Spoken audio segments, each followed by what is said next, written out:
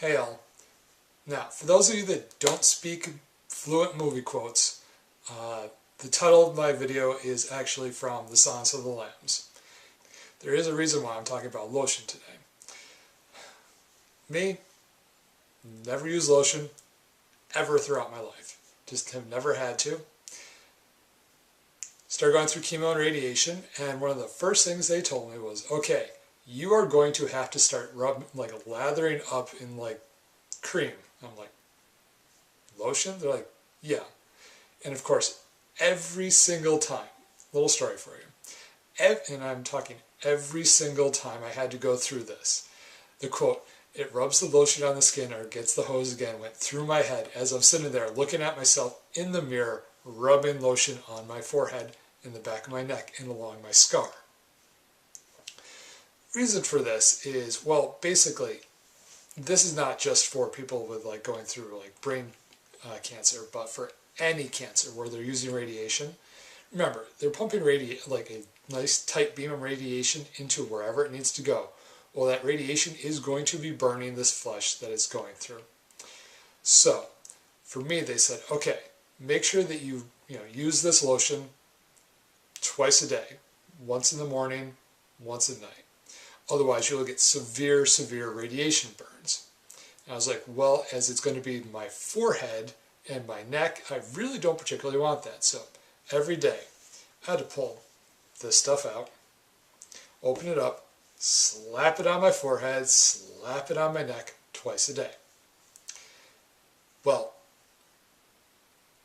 it was actually pretty impressive because I got no radiation burns whatsoever. Except I was missing a spot behind my ear, and I started noticing it kind of hurt. It was hurting one day, and I was feeling it. It was just felt like burnt. I was like, oh, great.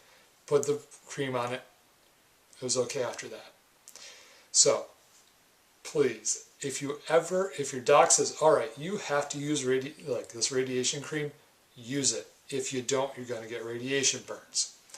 I had mentioned a fellow that had, in my previous video, talked about how he hadn't drank a lot of water while he was going through his chemo and radiation. Well, same sort of thing. Didn't use the radiation cream, huge radiation burns. So it's very, very important to actually rub the lotion on the skin.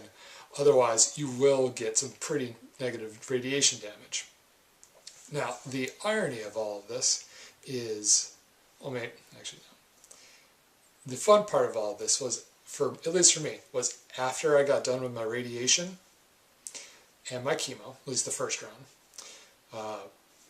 head just went completely dry, and oh yeah, found out that the radiation continues after you're done with it. So the damage, you don't see it while it's going on until you basically, at least in my case, it didn't show up until it stopped.